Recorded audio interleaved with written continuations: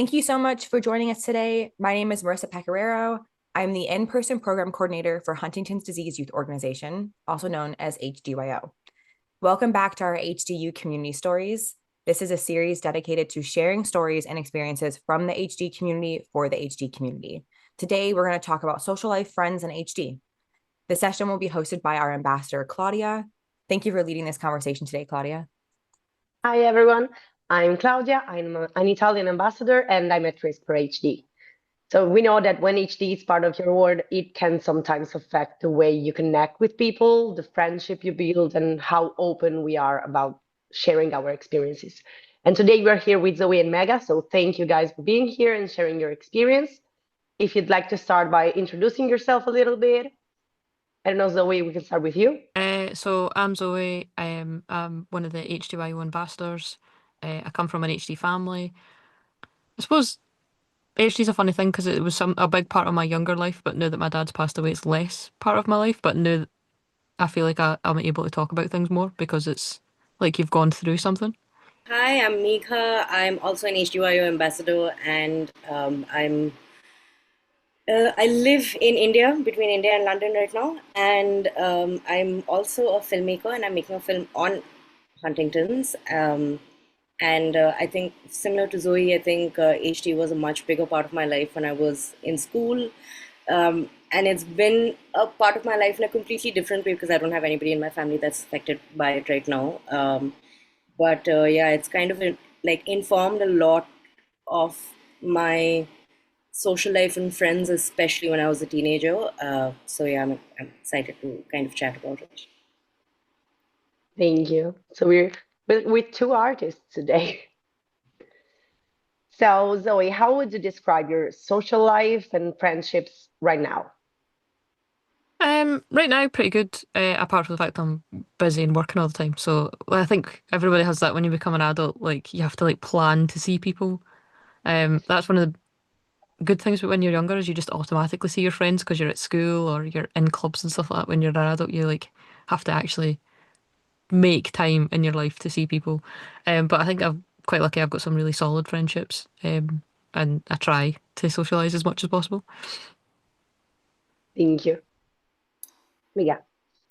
Um, well, my social life is great. I have no complaints right now, so I'm um, like currently staying at a friend's house in a city I haven't visited in a while, and I'm just really lucky that I have friends in all the different places that I kind of like worked at and moved between in the last 10 years. I've like left friends there who all, still are still a pretty big part of my life. But yeah, I agree. And I absolutely hate scheduling plans with my friends, but I guess that's Yeah, what you do just when part of you're, it. yeah, just part Yeah, of it. it means being grown-ups. Yeah. And so the other thing I wanted to ask is what it's like since we are HDYO from an HD community, so this is our friends that are actually impacted by HD, but there are also our friends that are not related to the disease in any way. So I wanted to ask you what it's like to have these two types of friends. Um, I think it's good to have friends that are separate for HD because sometimes you need to just have conversations about literally anything else. And like, not that you want to separate people from that part of your life, but like you can go to them and talk about like your favorite TV show or music or like whatever it is, whatever the thing is that you have in common, and you know that like they're not going to ask about it because sometimes you're like, I don't want to think about it. But then similarly, it is really important to have friends that understand the situations that you're going through or the feelings that you have. So I think it's good to have both. Thank you. Yeah, I agree. I think, I mean, so for me, I didn't really know about Huntington's till I was about 18, and then maybe started finding people in India who had it when I was 19, 20. So I didn't kind of grow up having anybody who had HD around me apart from my own family. And I kind of had to, while I was in college, train my friends to understand and be the support group for me that I wasn't getting in India. And I think over time, thanks to the internet and the fact that that kind of brings a lot of people closer, I've been able to find friends in the HD community, but I also feel like when I go to my friends, I really struggle to talk about Huntington's related things, and I kind of want something that's absolutely not that. So I've always leaned a little more towards my friendships that have nothing to do with HD, because it's just, uh, I feel like the weight in the room is a lot less if it's not two people or three people from Huntington's families talking about it. I think it's really important. I think you do need to have friendships which aid you in different ways and support parts of your life differently.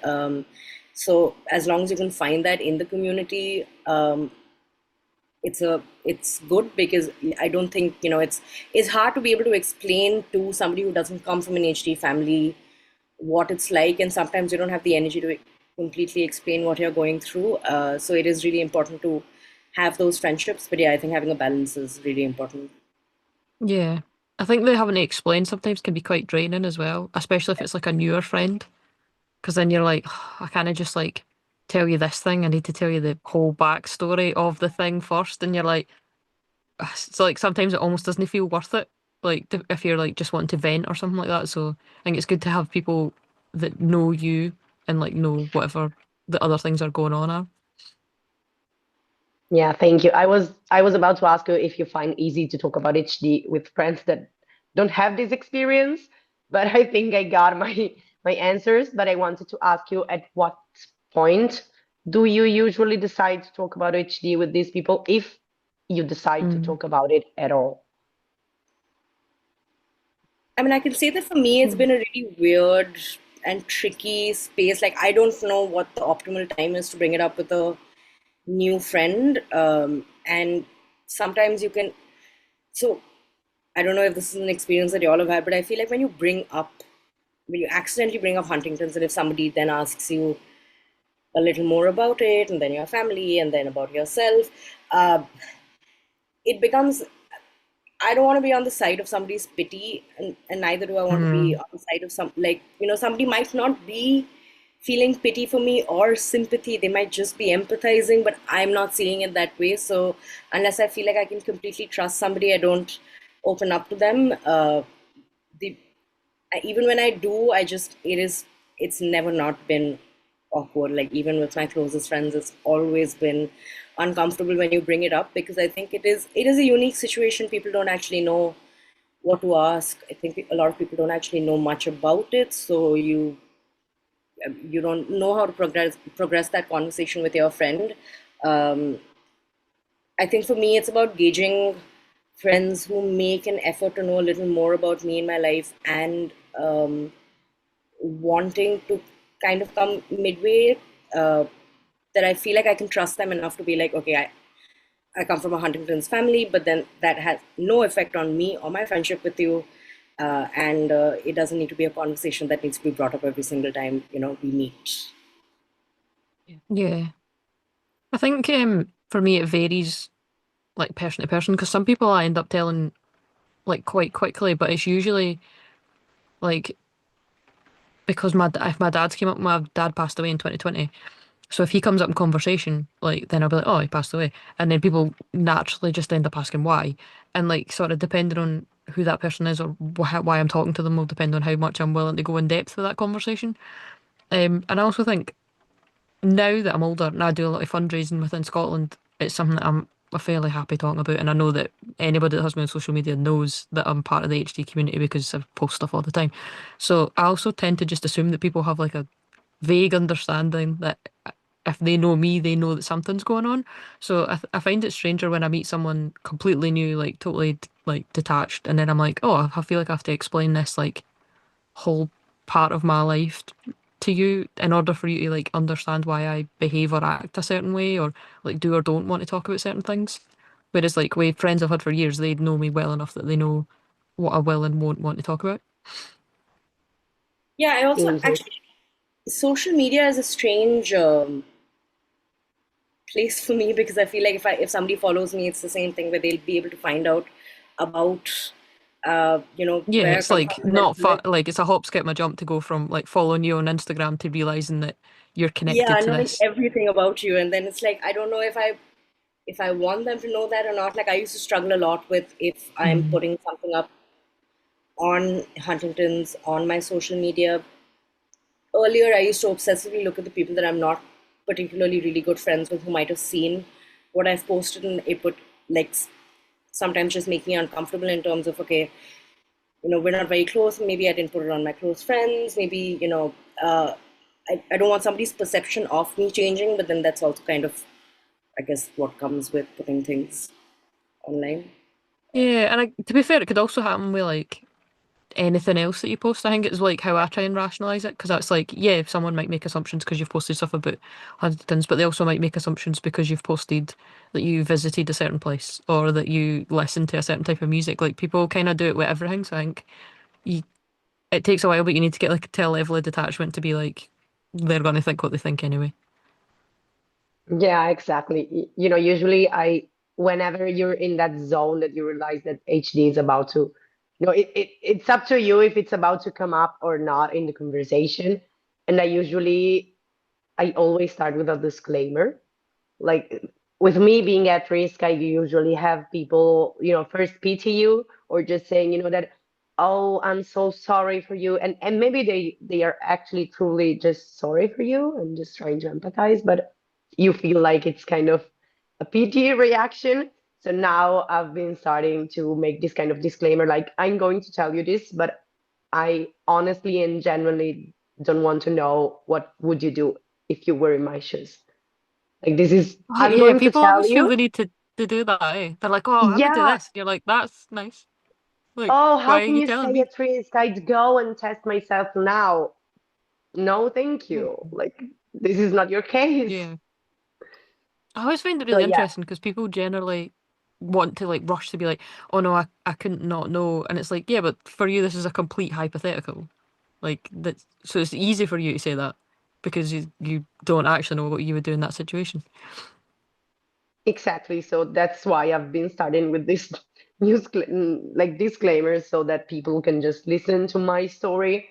Because even the ones that tell you straight away, oh yeah, I couldn't. I will go and test myself now, when you try to make them kind of understand what the process is and the fact that you're just going to know, but you're not going to know when, how, for how long, and then you see them kind of rethinking what they've said, and they're like, maybe I need to think about it more. Yeah, and I actually So think it's quite good to have a disclaimer sometimes because I don't think I don't think people realize the damage they can do with their words while they're just trying to be helpful, but not realizing that they're also in this situation for the first time, don't know what exactly to say, and I guess their way of saying it is, oh, of course I would want to know, but then like you have no idea. So yeah. So, going back to our social life and work and all the things we have going on in our lives, I just wanted to ask, how do you balance like friendships and social life, especially when things in life may be stressful or unpredictable, and not just from HD, also from work, personal stuff, whatever? I think it's really hard, to be fair, even if you don't come from like an HD family to balance your life. And like, it's really easy if you've had like a rubbish week at work to be like, I'm not going out this weekend, or I'm not going to see people. And I think you need to like find a balance where you're like taking time for yourself and looking after yourself, but you are socializing and seeing people as well, because you didn't want to isolate yourself, because then you're not going to feel better about anything. And if it's like an HD related thing that's like stressing you, I think like you need to be able to reach out to people that understand why you've reacted that way or understand why it's affecting you, because like not everyone's going to get it. yeah, I agree. I think that it's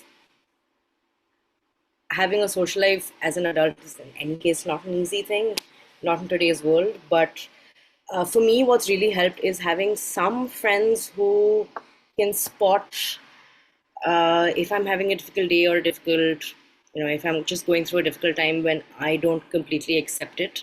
And I'm really lucky that with the friendships that I've built over the years, they've kind of created their own networks to keep Megha safe if anything happens, and it's very nice because of if they don't hear of me for a couple of days, or if, I'm just going through a rough patch, they're, kind of always there and, communicating with my mom. And, some of them know a lot more about my life. So then some of them know the people that I know in the Huntington's community, so they get in touch with them. So it's been, I think it's really hard to come by. I think it takes time with friendships to be able to build that trust where you don't have to ask them to do something for you. And I think that's why I think, on my really really difficult days, if I just go on to the HDYO groups, it is an immediate feel better in terms of, okay, there are other people. I just by knowing that there's people who would be able to understand whether I want to talk to them or not is enough to feel not alone in a situation. Absolutely. And that's really nice to have friends that know when you're not having a good time and can actually help you without the need of you telling them. That's actually a super great support. So, next question. Do you think HD might play a role in your future friendships and relationships? And if so, how? I mean, I think HD definitely plays a role. For me, I would say that HD would definitely play a role in future relationships, because I would find it difficult to, how does this not come up in a, in a relationship? And I think having a trust with somebody requires you to be able to be honest about these things wherever you are in terms of that. But I think with friendships as well, the more I've also been comfortable with putting myself on social media, also because I'm making this film and because I'm, trying to do other work in HD, and you can't run from it after a point. It's like, yeah, I don't really care if you know or not. It doesn't, it's not going to affect me at any point. And if somebody's perception of you changes at any point on the basis of just you having Huntington's, that's very shallow. So then, very honestly, thank you very much. Bye bye. I don't really care. But I've been very lucky to not come across somebody like that, because I think that's a worst case scenario. I think if you come from an HD family, whether you're at risk or have tested positive, negative, have somebody in your family who has it now or not, it's hard for it to not play a role in your life forever. It's just something that I think permanently alters you, and is going to come up in conversations with people, whether it's a colleague, whether it's a partner, whether it's a friend you might not have brought it up with for the first 10 years of your friendship, and then it comes up after that, or somebody that you met at a party and you brought it up immediately then and there. And I think it's just about knowing that, like, other people are not trying to, for me, it's been a learning process. They're not trying to attack you, they're not trying to be bad to you. Everybody is nice. It's nothing is going to go wrong if you expose yourself and tell people that you have HD. So for me, I think that's the space I'm at. I think, yeah, like we were saying, like it's inevitable it will come up whether whether someone becomes ill or not. Like it's one of those things that because it's been in your life, it affects the way you make decisions or the way that you react to certain things. And like that is probably going to come up at some point. Like, or even like, I don't know if you like you're watching a TV show and like one of the characters in the TV show ends up with HD, which like seems to happen more often nowadays. So then like you end up saying something, like it's just naturally going to end up coming up even if you don't mean it. But I think it's also important to like be aware of like be honest with people as well. Like it is something that's happened in your life or it's something that's ongoing depending on like people's circumstances, and knowing like sort of that you're entitled to your feelings around it. So like you're allowed to talk about that. Absolutely. Thank you. And I was actually going to add something similar to what you said, Zoe. Since HD was part of our lives for basically all our lives, it has also kind of shaped how we are. how we communicate, how we are maybe empathizing more with people or less, we're caring, or everyone had a different HD story, but that story actually played a role in shaping that human being that's becoming an adult. So that's something that's going, to follow us forever, in the good and in the bad, always. So now I want to ask you to kind of remember something, since it's how we were saying it's hard for young people to connect, to find time to get together, to see friends, to actually make some space in that agenda. So whether it is virtual or in person, can you share like a favorite moment or one of your favorite moments that you had with your friends, HD friends or not HD friends, as you prefer?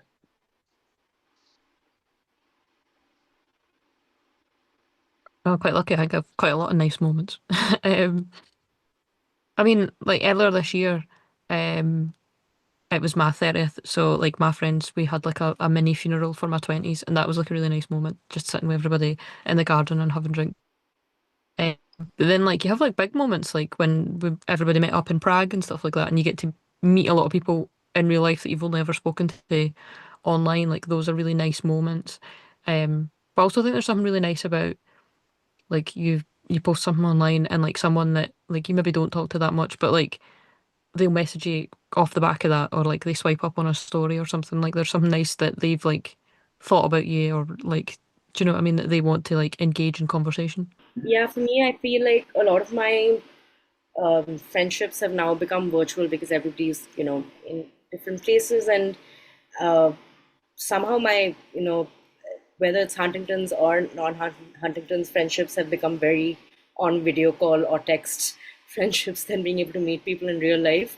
But I think since you mentioned your birthday, I took me back to my birthday as well, because I had, I had my family in town for my birthday after a very long time with my friends and a couple of friends from my hometown who were there, and it was just I'd been through a really rough patch the month before that, and was not too sure about how I'm not a very big birthday person, but my birthday is also my dad's birthday, which is also why I'm not a big birthday person, because it's like a day to remember him, but then it's also like, oh, you're turning 32. Yeah. So it was really nice to have like a lovely little picnic and have a lot of people come together. And my brother brought his dog, which was really nice. And it's just like it once in a while you're kind of reminded that there are people around you, whether Mhm. they they don't have to be there only when you're having a difficult time. They can be there just when you need uh, you know friendships and support. And especially because I feel like we're such a virtual world where people really do struggle to meet up face to face, that when it does happen, and it's so rare that it once a month that you might be lucky to meet a friend of yours, to be able to get you know a good evening with them or an afternoon in the sun is always nice. But yeah, I think that's maybe my last nice memory.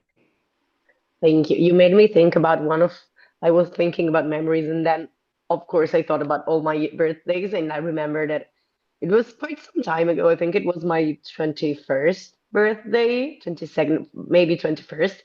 And I decided that I wanted to party for 1 week. So every day it was my birthday for 1 week, and my friends kept up with it. So one day, and it was really, simple things, because I'm not like big birthday party girl. It was, maybe a picnic, or going to the river, or just having cake. And one day I wanted to see like the sunset from this beautiful place, but you need to hike a little bit. And they actually came bringing 2 big boxes of beers, and they were heavy, and like cushions to sit down and food to eat. And when we got there, it started raining really, really, really bad. And we just had to go all the way back running, using the cushions to, you know, have some repair from the storm. But it was actually really, really nice for them to keep up with a week of it's me, it's my birthday, let's do what I want. That actually sounds like a really nice birthday to go all the way up and then get completely drenched and not know what to do. Ideal. It was fantastic. So we're going through the end, and I wanted to ask if is there anything over the years that you have learned that has helped you approach your friendships with more, openness, joy, less stress? I think sort of like two things that might sort of contradict each other, but like the first one is like that it is important to be honest about how you're feeling because it just makes life easier. But also that like you don't have to tell people everything.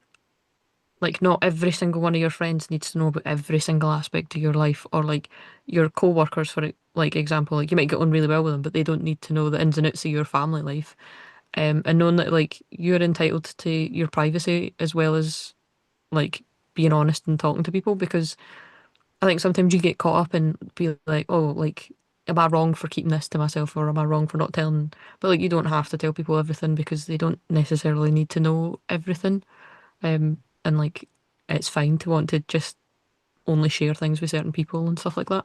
And I think that's like a balance that you don't learn until you get older. Because sometimes when you're younger, you're like, oh, I should tell everybody like this big thing, but like, you don't have to tell people. It doesn't like as much as it is something that's big and has impacted my life. It's only one part of me. And if people only know me for one thing, like they don't need to know every other part. Absolutely. Yeah, I completely agree. I feel like honesty and also having not feeling guilty about what you impart to who are maybe the two most important things for me as well. Like, I think when I was in school, I knew that my dad was sick. I didn't know what was going on, so I didn't kind of talk to anybody about it. And by the time I went off to uni, it was still like something that I didn't know. I was kind of like learning about it, and it, it didn't play very well on my personality because I had such bad self-esteem, and I was struggling with who I was. I was just a troubled teenager, and I think it's because I barely had any honest friendships because if something was happening at home, I really didn't have anybody to speak to about it. And I think by the time I was in uni, I realized that I was very lucky to be surrounded by people who let me open up to them, but I was also kind of encouraged by them to have an open conversation about, are you comfortable with us talking about this or not? If you need space, you can tell us. If you feel like we're never going to understand, you can tell that to our face. And if you need to go away for 3 hours and you want us to find you while you're walking down the street, we will come and do that for you. And I had a lot of support, and I think I felt a lot easier once I'd become honest about the fact that I had a father who was sick, and that there were other people in the family who were sick. Um, but yeah, and then I feel like sometimes I have later one also felt bad about how how little I might tell somebody that I would assume that I should tell more to, like, oh, I've known you that much longer, or you're like a really close family friend. But I think it's a very unnecessary guilt to carry with zero logic around it.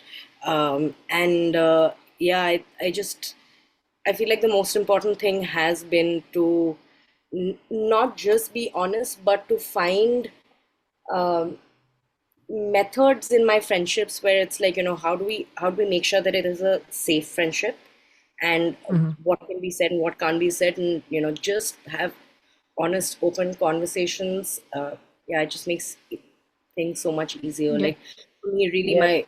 my 100% support since I found out has always only been my friends. So yeah, I really think social life is important to have, and friends are important to have if you are in this space. Yeah, Yeah. definitely. Thank you. And yeah, I can relate because I also knew about HD when I was around 18 and a half. So at first I had that moment where I realized everything. I looked back to my life and I was like, okay, now that makes, more sense. And when I tried to open up with, my best friend, my cousin, that was kind of one of my best friends, the answer was I knew, because everyone knew, but I didn't, because, well, my family, bless them, they just wanted to, protect me and have people prepared in case, I knew in some random way. But at that time, it was like, okay, I cannot talk to anybody because everyone knows. So who am I going to talk to? But then something kind of shifted, and I was like, okay, now I'm the author of my story. I'm the one that gets to say if you can know this part of me or not. And also, one of other things I learned, whenever you enter kind of a friendship, you're not signing a contract. People change. You can maybe realize that this person is not good for your mental health in whatever way, and that's okay. We're, what are we, 8, 9 billion people? You're going to find someone else that's a perfect fit for you. But if you feel like someone is not, or has become different, because sometimes we have these friendships for, our teenage years, and we're like, oh, we need to stay friends because we've known each other since we were, I don't know, 7 years old. But people grow up, people change, and that's okay. So it's really good to know that you found this support in your friendships. It's really, really amazing, and it's definitely something that it's needed, not only in HD families, but also worldwide. So we're So, going through. No, please yeah, add if you want. I also feel like I mean, this is my assumption. I could be completely wrong about this, but I really think that since so many of us have grown up in spaces where you've just maybe not had somebody to speak to about HD, and if it has been somebody, it's always been in the community. You kind of are really scared of opening up to the people around you because you don't know what they're going to think. And I just feel like unless you open up and actually make that effort to kind of tell people, you're not going to know the kind of support you have around you. Because I really feel like this, uh, how they're going to perceive me is really just, it's in our heads. It's not. I don't think Yeah, people. yeah. I think it's so easy to get wound up and like caught up in like an anxiety thing of like this is going to completely change the way people see me as a person and stuff like that. But like ultimately, if someone genuinely cares about you, they're not going to like snap their fingers and be like, "That's it, I don't want to be friends with you anymore," because that's a bit ridiculous. Yeah, and I mean, I think like you said as well, HD is just a part of who you are, right? It's not all of you. And I think it becomes very easy to get overwhelmed by it, depending on whatever's happening in your life at that point, where it feels like nobody is going to be able to see beyond the HD in me, but people really see a lot more of you than, it is it is just one Yeah. part. It shouldn't define you by any means. So I think just realizing that people are nice out there is always good to know. Yeah, it's usually Yeah, only in exactly. our heads. People see us as people, Yeah. normal people. So thank you also for this. This is super valuable. And I don't know if you have any last thoughts or advice that you'd like to share with people, the people who are be going to watch this. Like, my advice is terrible. I'd just be like, you do you. Just, I mean, if you feel like talking to people, talk to them. If you don't want to talk to people, don't talk to them. I just think it's important that you have at least one, maybe three people that, know enough about your life, which isn't your family. Like, it has to be people outside of your home space, because I think it's really also the other thing. Oh, okay, sorry. I might go into a tangent and then come back. I remember when I was in the process of considering getting tested, and then I did go and have my test. I was very, I felt like I was supposed to not discuss this with any of my friends because, oh, it's just too much for other people to understand or take, including my own family. And I, I felt like having to explain predictive testing, having to explain, it testing positive, all of these things it was so hard for me to process myself that I thought it was easier if I did it alone, and then I didn't, just to protect the friendships around me, I didn't bring it up with them, and I feel like it was the biggest mistake I made because I was 23, and I think I was, a lot younger. So I thought that, my friends are going to run away if they feel like I'm too much of a burden to take on, or if I'm mentally struggling for a while to come to terms with my test results. But I really wish that I'd just spoken to them earlier, because I think it goes back to the same thing, that like you're not you're not in charge of having to handle everything that's happening in your life. Having people around you to support you is is important. I don't think you should feel guilty that you have people that you can call, or whose house you can go to for a cup of tea and like chat to about what's happening in your life. Yeah, because like yeah. Absolutely. Thank you for that. Zoe, do you want to add something? Um, I think, yeah, like I think it is really important to have people that you can go to, especially that aren't necessarily in your family, because they, like your family are probably always going to have like a skewed perception because they are in your family. Whereas like sometimes you need to speak to someone that's not in the situation because they can give you like an objective opinion about certain things. But I also think like being able to be honest with your friends about like if an HD thing is the reason that you're cancelling. If you're like I can't face coming out today because like XYZ's happened, or like this family member's ill, so we're dealing with this, like knowing that your friends aren't gonna like react badly to that. Like have people in your life that are understanding and will be like, yeah, that's like totally fair enough. If someone reacts badly to you saying, oh, I can't come out tonight because of whatever, like that says more about them than it does about you. And like you need to find people that actually appreciate you as a person and understand that like you have different things going on in your life. Absolutely. Thank you both for being here at different times, in different time zones, in different moments of your day, sharing your experience about this valuable topic. And thank you all for watching this video. And remember that if you need to talk or you need some support, you can find us at hdyo.org.